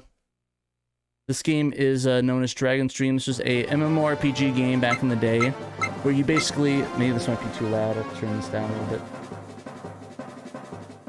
Basically, this is an MMORPG back in the day. You could play it online, actually, on the Saturn, like with the netlink and stuff. But unfortunately, due to the server being shut down, because obviously, why would you support a game for that long? And the shutdown around 1998 or 9, this game has been offline, not playable. So you literally had to connect to a server to play it. And now, thanks to the efforts of Bo Bales, we can actually play a little bit of it and experience what it was like back in the day. And it's a little test battle. So it's just a demo battle that Bo was able to get playable, so we're able to play. And like, there's a little chat window. I don't know how to chat, so I can't say dirty words to people. Play it offline. Pat is sick. So yeah, this is just a demo battle. I just want to give this a shout, like just show out a little bit. We're gonna try start off this little demo battle. So I'd like to say confidently, I'm the first person to stream this on YouTube and any platform, period. So yeah, just wanted to flex that little flex right there and do something that's interesting. I don't know what these commands are. We'll try hitting another dragon. And thanks to Bo Bales for making this possible. Yes, thank you. Without him, this would never be It'd be possible. Yeah, I believe he basically is. He's still trying to tear down the game, see what can be done. I don't think it's reasonable that we can expect it to be like ready to go anytime soon, because like he has to bypass like hundreds of network calls just to be able to get to where he really got there. Yeah, the text box in the top was like just a thing for people like to chat and stuff, like because I think you can enter messages in the bottom. But yeah, like I said, it's kind of hard to see what all these are. I'm just putting myself to auto. So yeah, usually you type in the bottom, probably potentially with the keyboard, and be able to type in there and like get messages in the chat. Obviously, I do not have a keyboard, so I can't really test that as of now. So yeah, usually it's probably just synchronized, communicate with teams like, hey, hit this dragon. I guess just settings. I'm gonna try to exit out of this. I probably did that. Yeah, there we go. Back to the menu, it's like a little demo battle. Jitsu.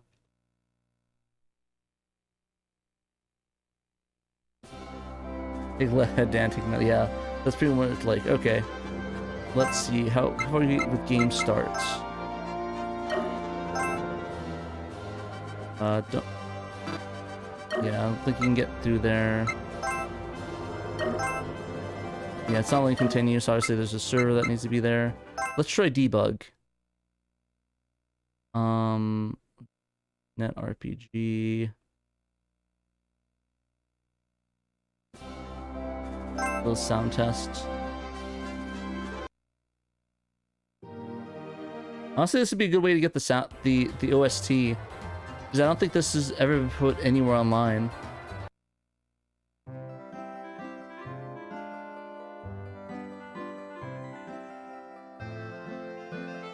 There's something about the menu option before you can do anything. Let me try going back then.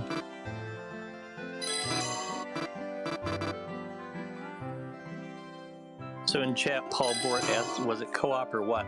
Dragon's Dream was an online RPG that Sega put out in December of 1997, in Japan only, of course, in cooperation with Fujitsu, who also did that Habitat 2 online game in Japan.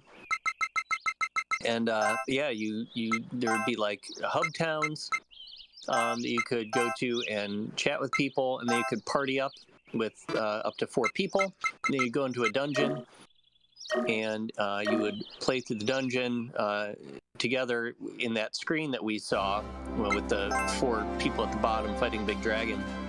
You'd wander around the dungeon fighting people, or fighting monsters. So yeah, it was honestly, it kind of reminds me of kind of the way Phantasy Star Online ended up being just a couple years later. Dragon's Dream kind of feels like the progenitor of Phantasy Star Online, just as a fantasy setting instead of a sci-fi setting. See if I can see what it says. Please set the access point in the option menu. Okay, let me try doing that. Maybe that might be... Just need to try to figure out where the access point is in here. I test access point 1, 2, 3, 4. Yeah, Moose Strike's like Sega basically adapted Habitat into an RPG. So cool. Yeah, essentially. They took that Habitat, engine and being in hubs and making avatars for yourselves, seeing each other, talking to each other. Took that and kind of made it into more of a game. I guess they gave this away for free, but there were like subscription fees you had to pay like per minute that you were playing. And you also had to pay money to like make a character, make more characters. So it was highly monetized, even though it was originally given away for free. Yeah, I wonder if I wonder if you have to have the modem here to get further through there. 694.20 is the access point. Yeah, can you stick your modem into your Saturn?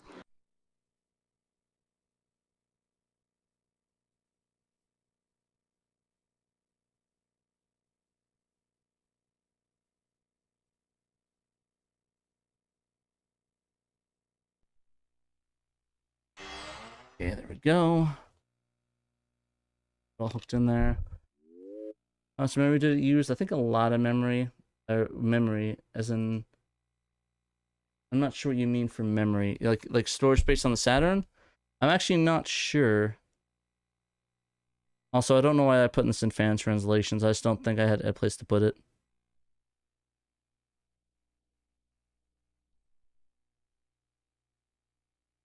Fatal Error, line 00, Sega Enterprise JDK.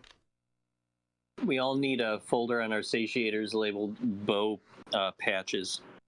Bow hacks. Bahacks. Down for that. Alright, let's try... The access point is using the Phoenix row 2. Let's see. A lot of phone numbers.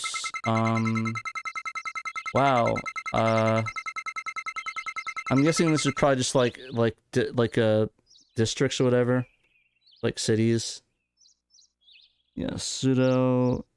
Wow. Oh no, it's trying to go up and down. That's not how it goes. We'll try that one. There we go. Modem's hooked up in there. Game start. Can we connect online? Yes.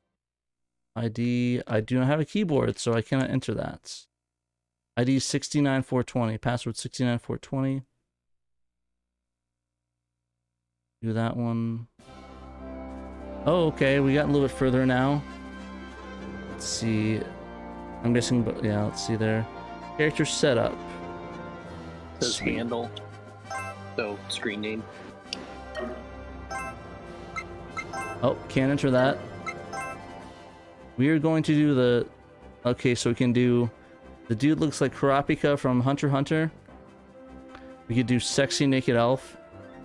We can do sexy almost naked angel person. We can do scaly. We could do that dude. We can do the kitsune. We could do the zombie.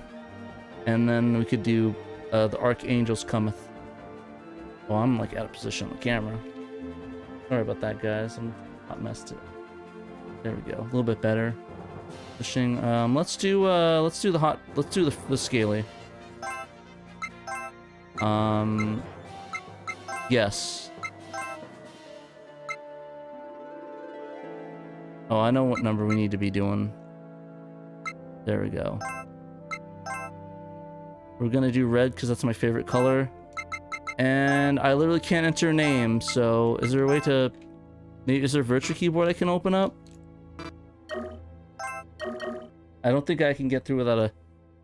Do the boner class. Shut up.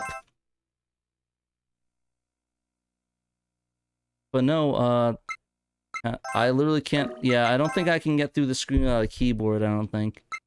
And I unfortunately do not have one, so... I can't enter a name unless there's a name to enter it. Isn't there like a little adapter or something that you can buy that you can just like plug any keyboard into a Saturn? Yeah, I think it's that adapter. I forgot what the name of it was. The that USB one for the Saturn and Dreamcast. I think it's the Brook adapter, the Brook USB adapter for that. We could use it for Saturn and Dreamcast. So yeah, I'd have to get one of those and maybe do that. Yeah, unfortunately, I can't try to log into it, but I don't think you really can... Honestly, I don't really can make it far even if you could. I think as soon as you get in there, just like puts you in a menu and you can't really proceed much. But you can go to another battle. The main thing that Bo, kind of unlocked here was that little debug battle. Exactly. Able to see before. And the debug screen. Exactly. We'll try doing that. And presumably these little character guys would be the... when you select your character, it would look like that. So just be a customized version of your character that looks like what you select on the screen. So you could be the half-naked elf. Could be the zombie person. Like, there's a lot of options that you could have selected from. But yeah, no, I'm really proud to say I think I'm the first person that actually has streamed this game. So I'm kind of hyped about that. Hopefully other people will be able to stream in the future and play online. That'd be kind of cool. But I think that's as far as I really could take it, to be honest with you guys. The battle, I think, is just going to be stuck here. I don't think I can really progress much since it just has, like, no items, etc. Maybe I can try running away.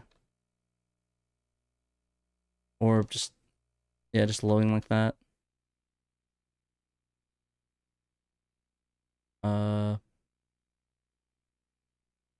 Yeah, wow.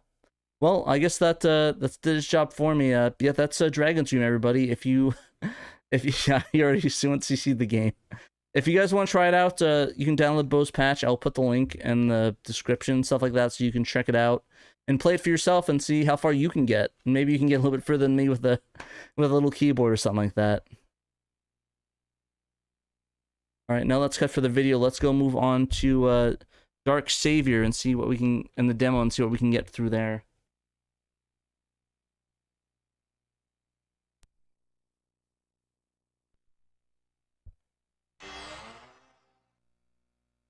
Wait, somebody got Satellaview online again? Can I get the link to that? I need to see that for myself. That's pretty cool. Whoever had that link to Satellaview, let me know. I really want to play that. Alrighty, so let's hop into Dragon's Dream. I believe it's fan translations. Or Dark Savior, not Dragon's Dream. Do the Dark Savior demo. Okay, well, I guess we're not doing that. I'm actually at file extension Ben, so yikes. That sucks. Yeah, I guess yeah, we'll have to try that another time. When we play something else in the meantime, and next time we can check that one out. Plus, I'll have to look that one up. Let's see, what can we try out? I'm actually not sure. Chat, what do you guys think? What should I play? I have a lot of games on here, and I don't know what to do. I have about 30 more minutes of play, so we can play something in the meantime before that. I have to get ready to go work out. Let's see. Here. Bones. I'm not doing Bones. I've done that before. It's not fun. Actually, let me see my, let's see here. Ooh, let's do some Metal Slug. Do a little Metal Slug real quick. Oh, do I need a round to play that? Oh my gosh, what?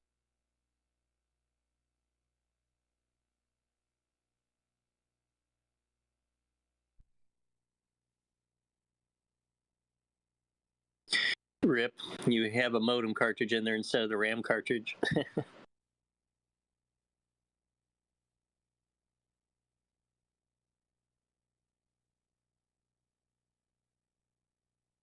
Oh, Blue Moon, Metal Slug only needs 1 megabyte, not 4. Luckily, I know one device I have that can actually play that and use hard space. Yay! Thank God for the Saru. I can actually play that and not have to worry about that. If it loads, I actually don't know. Let's see. We'll have to scroll down slowly. Pepetsu, yes, that was Dragon's Dream.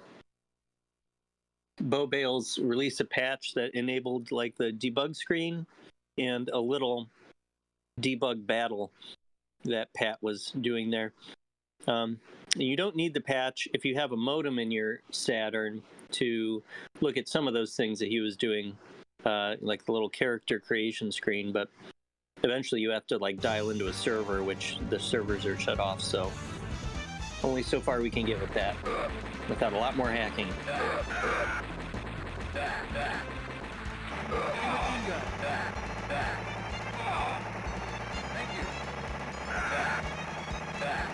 Thank you. Startup Sound in chat asked, how's the Saru behaved for you, Pat? Huh? How has the Saru behaved for you, Pat? It's actually really good. I really enjoy it. I have to turn the game volume a little bit. It was pretty loud. But yeah, it actually is really good besides, you know, translation and stuff. I always had issues with it. Apparently people said that all those have been working for them, but I don't know what they've been doing to get them to work. I think a lot of different profiles and stuff, but yeah, they said they're able to get it working for them, so apparently it works for them. But like, I just can't get any of the fan translations to work on my end, but I need to put in more effort and try to get it. Maybe use the updated firmware, because I think I'm using an older firmware version. I just haven't updated in a while, so... Dang. I forgot how much it lagged in the Saturn. Yeah, I like using the arcade stick because it's easier to hit the gun button when you're just using the pad. Or when you're using the arcade stick. Get these dudes. Get their thank yous real quick just to stack it up. And then I like doing this, just spamming grenade into there.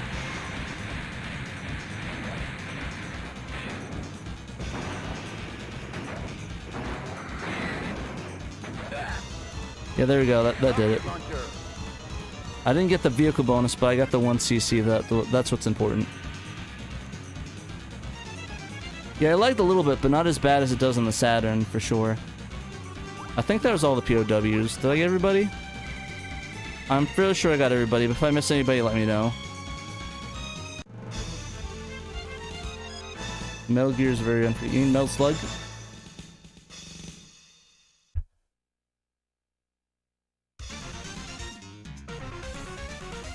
Yeah, no, that's the thing with the server. There's not really a standard per se. It's just like you should get working. I might be able to 1cc this part too. I've not played it in a while, so I don't remember if I can 1c it or not. 1cc it or not. But yeah, this one's kind of hard for me. I sometimes do, sometimes don't. I think I might be able to, but if I can't, I'm sorry, guys.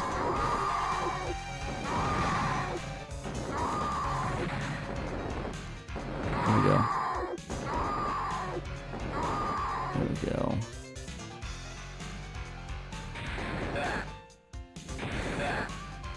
And can use me. Yeah, there we go. That's what I need. There we go.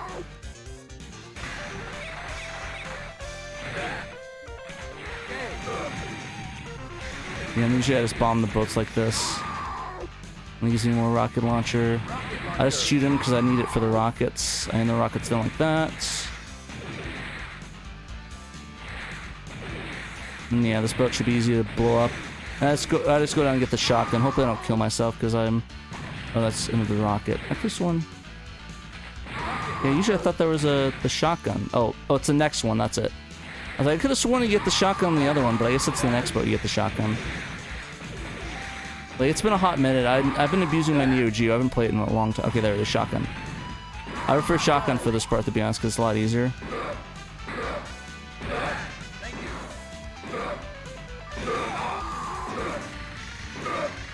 I swear there's more enemies. Yeah, and then I saved the shotgun blasts for... So that, so you can get all them. Fuck, damn it, I forgot I didn't get that guy. And I just wait for this to, I just wait for the thing to trigger, so yeah, there we go. I just use the rest of the shotgun on him. It just makes it easier. There we go. And let's get heavy machine gun. And then the metal slug, yeah, this part's easy then, yeah.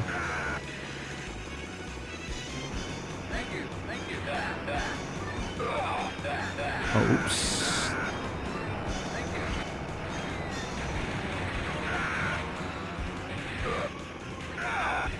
There we go. Wow, I'm risking a lot of people in this one.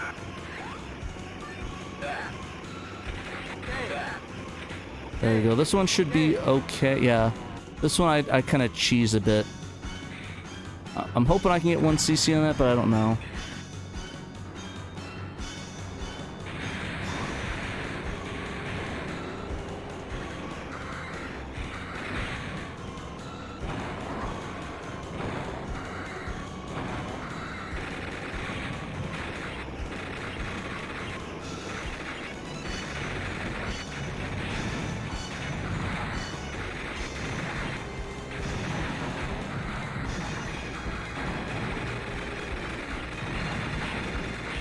Almost got it.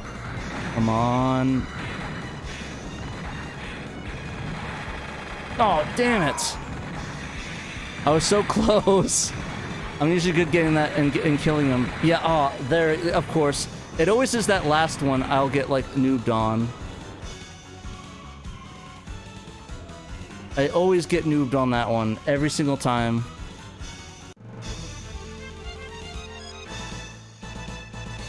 I swear, it's always that last part that always screws me up on. But it's cool. Hopefully you can yeah. Hopefully you can forgive me. I'm usually bad at this one. This one I usually fail out on, but I'm hoping maybe I can get past. This one's always been annoying because I always got killed on like the dumbest stuff on this one.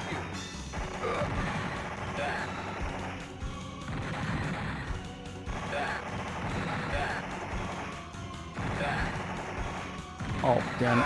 Yeah.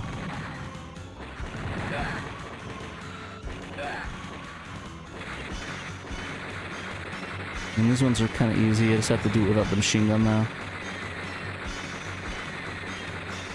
There we go. Now I can go up. Usually I like saving the machine gun, and then I do the boss, but usually I fail on this jump. I'll mess up, and then it's like, oh, gotta restart. Cause yeah, I'll get like, yeah. So this one's kind of hard because I have to do that, and then I have to like avoid the rocket launcher, which is hard to do. There we go. Cause yeah, it's hard to get down there if you don't do that. And then usually I miss this jump because I'm stupid. This one I also kind of no. This one I'm good afterwards. Just them rolling down the hill thing's dumb. That kills me all the time. I just need to kill them. That jump actually mixed. I think that's the jump I mess up on, because that's the one that I always underestimate, and I have to watch for these snowball dudes. And yeah, that platform is a weird hitbox to jump on. Okay, here we go. This guy, I think I get killed on a lot. Yeah, that one I get killed on a lot. Sometimes I have to do it. Yeah, you should. Oh, yeah. I have not played this guy in a while. I used to be able to kill him while getting hit before, but a lot of it's like abusing this, but yeah, if he gets down there, he's gonna stab you, and it's kind of hard. This part isn't too awful, because you have the rocket launcher, but it's not too bad. And then the shotgun I like getting for this part too.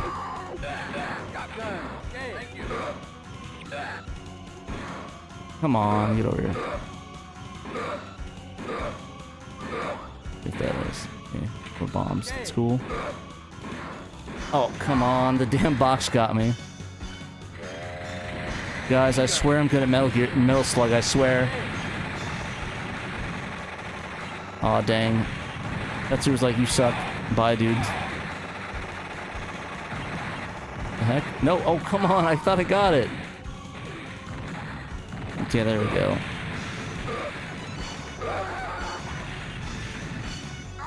Rocket launcher. Have a good night, Frog Bull. Oh, I'll keep going. I forgot it doesn't end here. There we go. Oh yeah, this one was actually a fun boss battle. I actually do like this one a lot.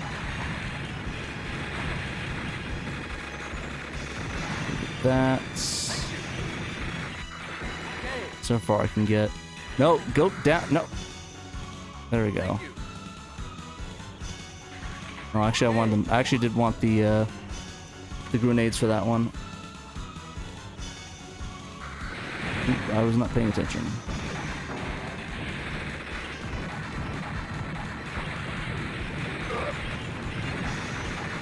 I don't want to lose this because it's kind of annoying to play without the slug.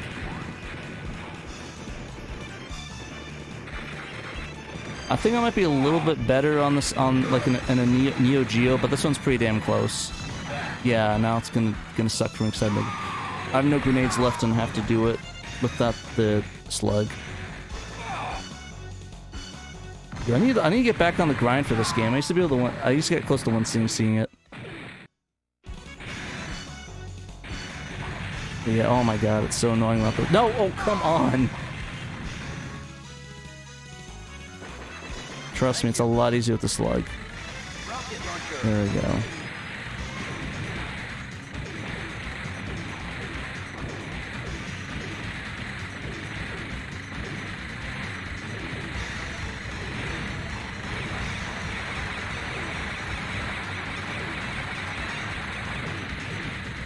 Oh gosh.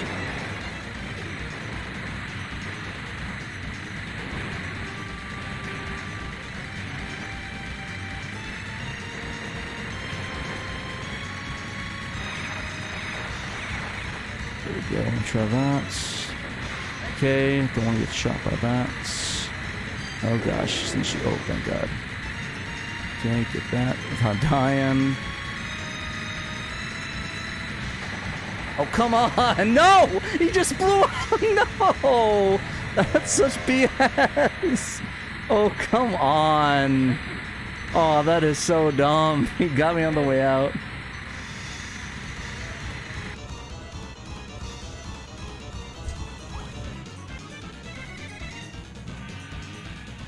Ooh, actually, 34 viewers. Nice. Thank you for sticking with me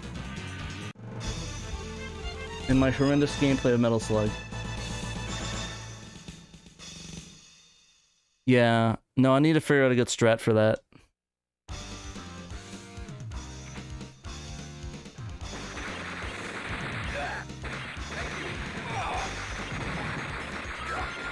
Crap, I forgot how to get on top of there.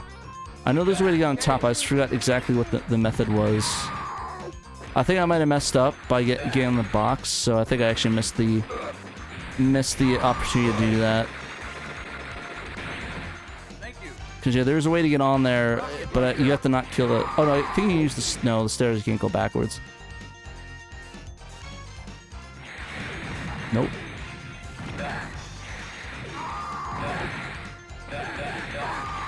There we go. No, stop. I want the heavy machine gun. There we go. That's what I want more.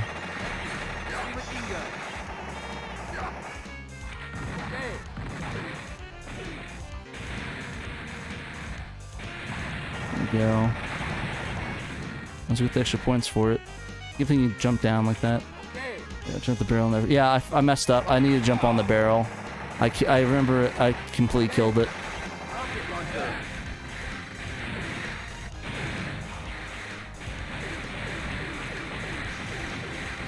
Die, dude. Oh god, the lagola. Oops, was not paying attention.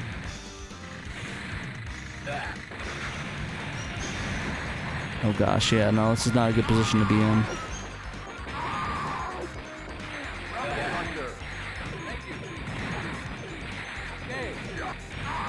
Oh, finally got the most slug back.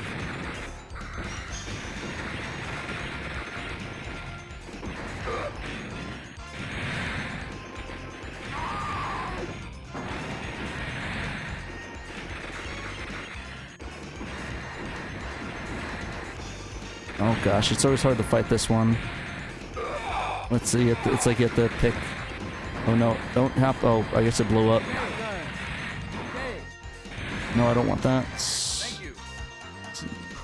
There we go. This one's kind of fun. I like this boss battle. Nice. Just want to get on the thing. Oh gosh, yeah, I fucked up. Oh no, no I didn't.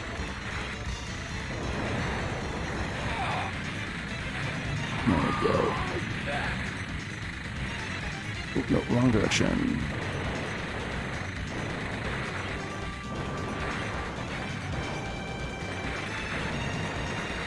Go. Gosh. Oh gosh. Okay, there we go. Cool. There we go. This is the first game of Saturn I wanted to hack a few years ago, just insert the mystery content. That should be kind of cool. Like, and put the mystery. You think Let's Look inspired by Commando? You know, I actually don't know what inspired this game. It's probably a combination of those, like just the generic action things of the 90s, you know? Generic action shows of the 80s, whatever. Oh gosh.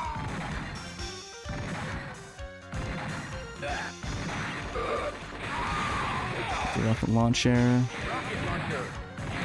This one's always mayhem. No, oh come on. The dumb bullet dudes. Yeah, it gets so hard to do this sometimes because you have to jump over the thing. in this position well enough. Oh gosh. No, bad. Cut damn car. There we go. Now we're talking.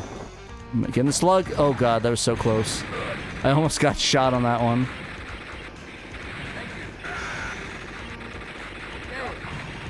Let's see here. There we go. Gonna jump over that. These dudes, see what good stuff we get. How am I looking on time? Okay, I got a little bit. Oops, I just suicided it. That's what I get for not paying attention. And that. I'm hoping we can at least beat this this next boss. As long as I don't keep messing up, but it's kind of unlikely since we got all that stuff going at us. Yeah, and then we have that. So I can't promise the next boss, but I can try. We can try for it.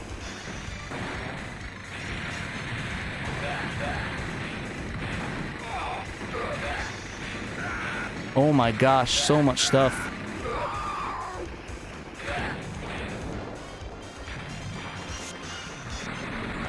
Oh, I am out of bombs. I might have to die to get some more. Nice.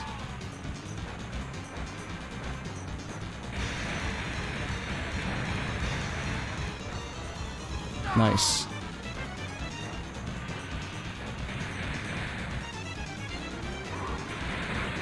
Oh gosh, yeah, I'm probably gonna die on this one.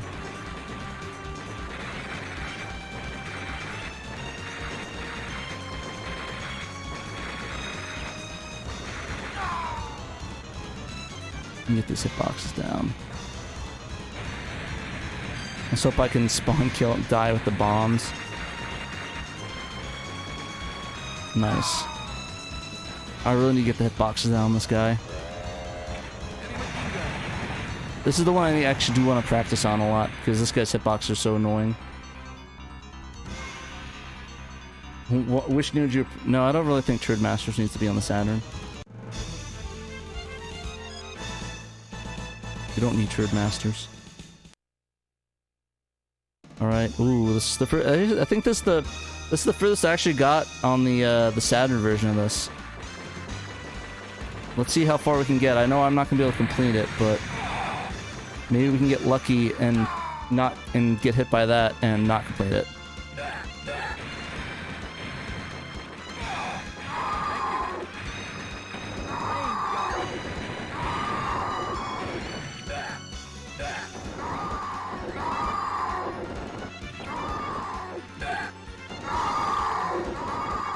Go away.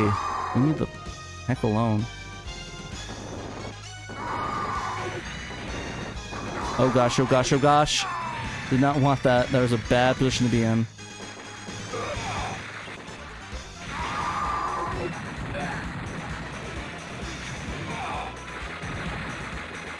Okay. I just have to be careful with some of his hitboxes, because like you never know when they're to shoot a shot and do something like that. Oh gosh, oh gosh, oh gosh, oh gosh. I forgot how messy this mission was. Oh gosh, bombs. Oh no, oh gosh, that just hit me in the face. Come on, let's got one more life. Can I do it or am I get killed? I'm gonna killed by that tank. No, no stray bombs. No stray bombs.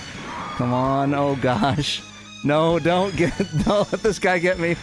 Okay, thank God I got past that part. That was messy. Alright, let's see what we can get. Nope, get back here. Thank you. Ow.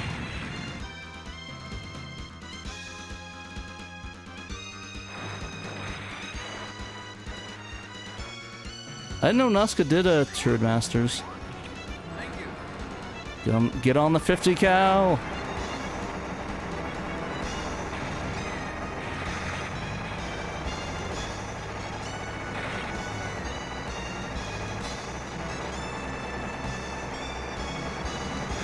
Take that.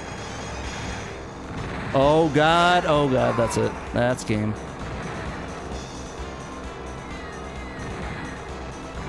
Alright, more classic as... There we go.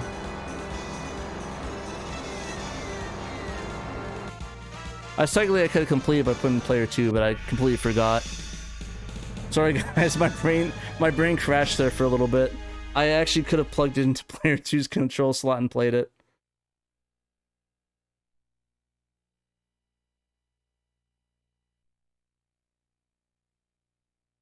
Yeah, there's a lot of rust on that, so. But yeah, guys, thank you for watching me play Dragon Dream and, of course, do some Metal Slug. I love Metal Slug, and maybe I can keep playing and get, get good, like the online kids say on the online stuff. But anyways, thank you guys for watching. Remember, you must play Sega Saturn.